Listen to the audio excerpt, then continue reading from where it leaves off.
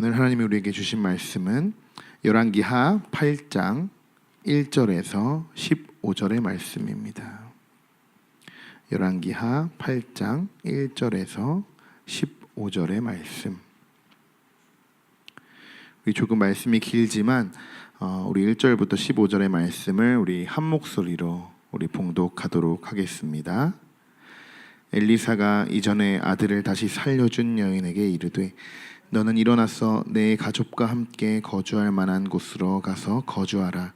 여호와께서 기근을 부르셨으니 그대로 이 땅에 7년 동안 임하리라 하니 여인이 일어나서 하나님의 사람의 말대로 행하여 그의 가족과 함께 가서 블레셋 사람들의 땅에 7년을 우거하다가 7년이 다음에 여인이 블레셋 사람들의 땅에서 돌아와 자기 집과 전토를 위하여 호소하려 왕에게 나아갔더라. 그때의 왕이 하나님의 사람의 사한 게하시와 서로 말하되 너는 게하시 모든 큰 일을 내게 설명하라 하니 게하시가 곧 엘리사가 죽은 자를 다시 살린 일을 왕에게 이야기할 때에 그 다시 살린 아이의 어머니가 자기 집과 전토를 위하여 왕에게 호소하는지라. 게하시가 이르되 내 주 왕이여 이는 그 여인이요 저는 그의 아들이니 곧 엘리사가 다시 살린 자이다 하리라. 왕이 그 여인에게 물으매 여인이 설명한지라. 왕이 그를 위하여 한 관리를 임명하여 이르되 이 여인에게 속한 모든 것과 이 땅에서 떠날 때부터 이제까지 그의 밭에 소출을 다 돌려주라 하였더라. 엘리사가 다메섹에 갔을 때에 아람한 베나닷이 병들었더니 왕에게 들리기를 이르되 하나님의 사람이 여기 이르렀나이다 하니 왕이 하사엘에게 이르되 너는 손에 예물을 가지고 가서 하나님의 사람을 맞이하고 내가 이 병에서 살아나겠는지 그를 통하여 여호와께 물으라.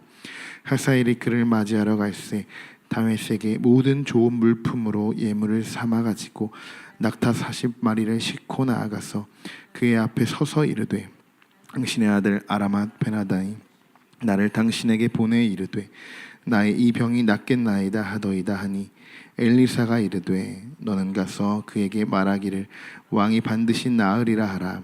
그러나 여호와께서 그가 반드시 죽으리라 내게 알게 하셨느니라 하고 하나님의 사람이 그가 부끄러워하기까지 그의 얼굴을 쏘아보다가 우니 하사엘이 이르되 내 주여 어찌하여 우시나이까 하는지라.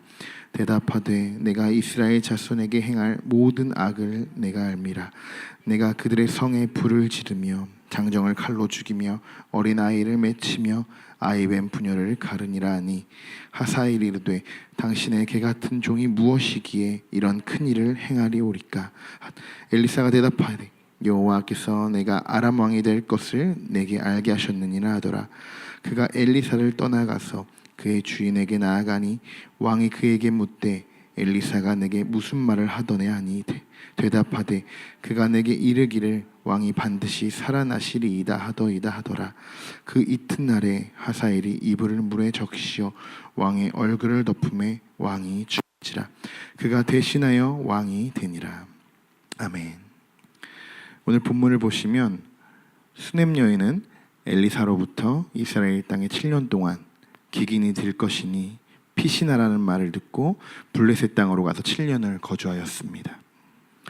그리고 7년이 지나자 다시 고향으로 돌아오게 되었는데 자신의 집과 전토는 이미 다른 사람이 차지하고 있었습니다.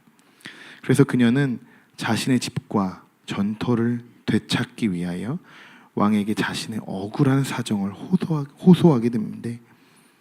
마침 엘리사의 행적에 대하여 왕과 이야기를 나누고 있던 게하시의 증언으로 어렵지 않게 자신의 기업을 반환받을 수 있었습니다.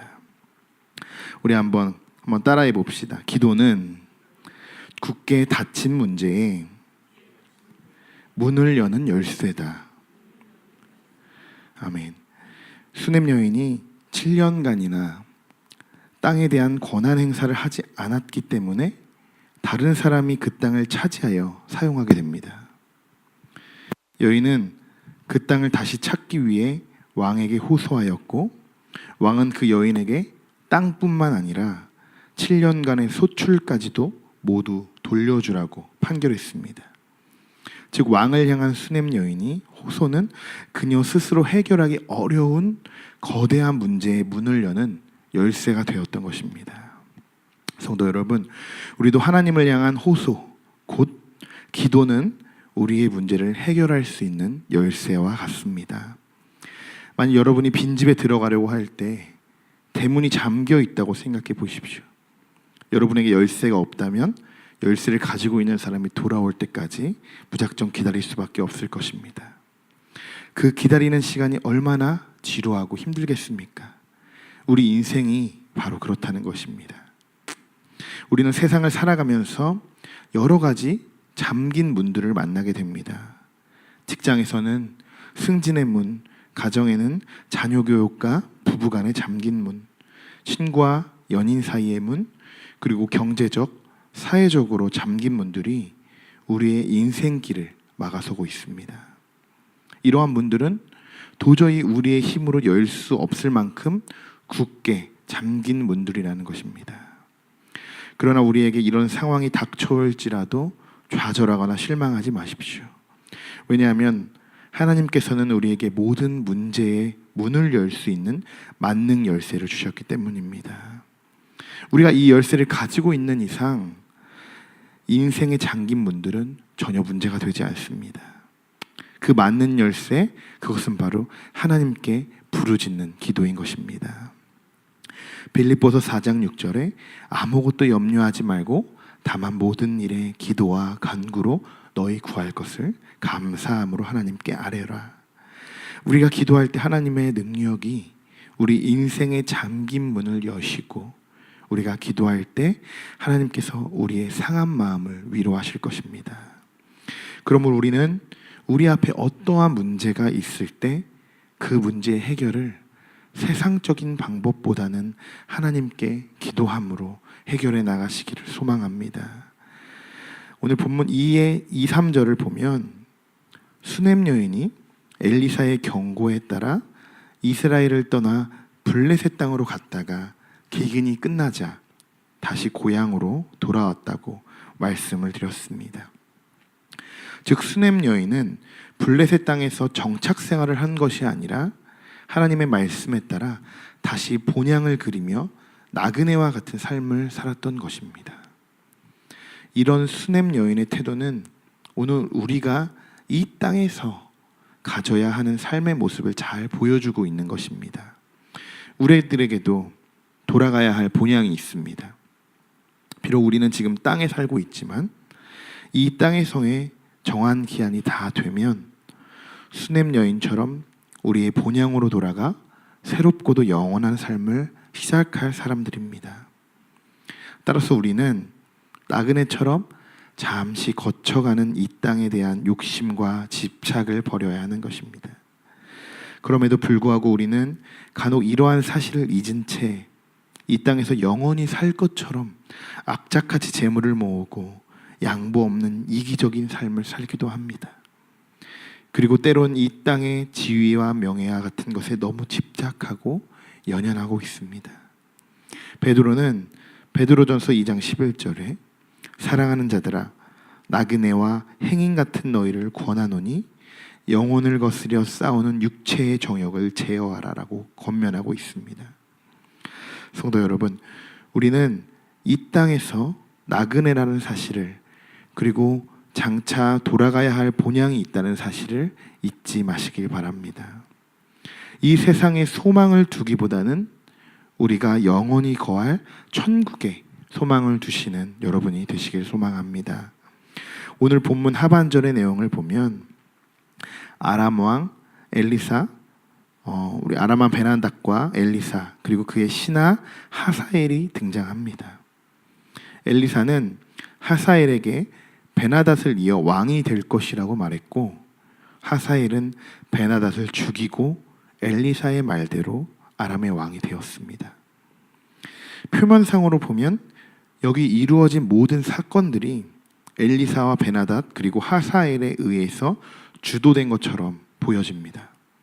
그러나 우리는 본문을 볼 때 비록 역사의 전면에는 사람들이 나서서 모든 것을 행하고 이루지만 정작 사람들이 배후에서 모든 것을 이루도록 섭리하시는 분은 하나님이라는 사실을 잊어서는 안 됩니다. 왜냐하면 이 모든 것은 하나님의 계획에 따른 것이기 때문입니다. 하나님께서 우리들에게 원하시는 모습은 하나님을 인정하고 그분의 도구로서의 본연의 모습을 갖는 것입니다. 여러분의 눈이 광대한 하나님의 섭리를 바라보고 하나님의 주권을 인정할 때 여러분은 비로소 하나님의 도구로 쓰임 받으실 것입니다. 7절을 보면 엘리사가 다메섹에 갔을 때에 아람한 베나닷이 병들었더니 왕에게 들리기를 이르되 하나님의 사람이 여기 이르렀나이다 하니 이렇게 기록하고 있습니다. 이는 엘리사의 명성이 아람까지 퍼져 있음을 말하는 것입니다. 이 아람이라는 나라는 우상을 섬기고 이스라엘을 괴롭혔던 이방 나라입니다. 그런데 그곳까지 엘리사는 하나님의 사람으로 알려지고 인정받고 있었습니다. 이러한 엘리사에게는 하나님께서 함께 하신다는 그런 표적이 있었습니다. 그것은 바로 하나님의 능력을 행하는 것이었습니다.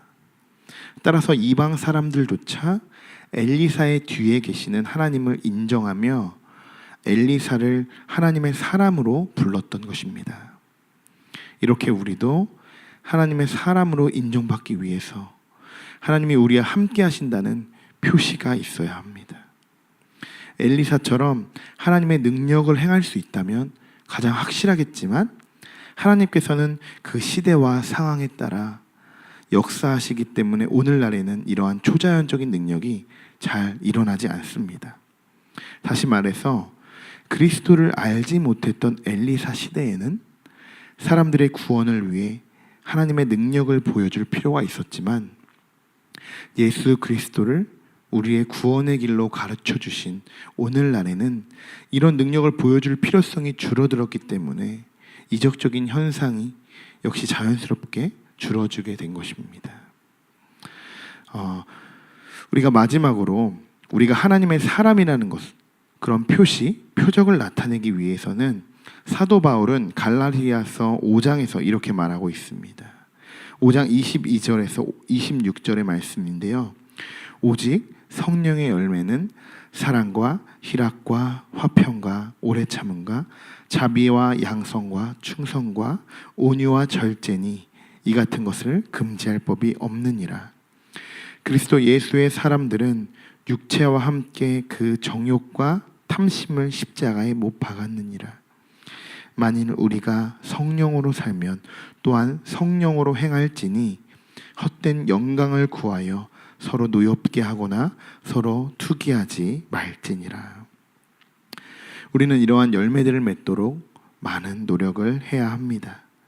우리가 이렇게 구별된 삶의 모습을 갖는다면 불신자들조차도 우리를 하나님의 사람으로 인정할 것입니다. 지금 여러분은 주위의 불신자들과 구별되어서 하나님의 사랑으로 인정받고 있으십니까? 아니면 그들과 별반 다르지 않는 삶을 살고 계십니까? 하나님은 지금도 우리 모두가 하나님의 사람으로 살아가시기를 원하십니다. 성도 여러분, 여러분의 삶 속에서 어두움을 버리고 하나님이 주시는 그 하나님의 빛으로 살아가시기를 소망합니다. 우리 함께 기도하겠습니다.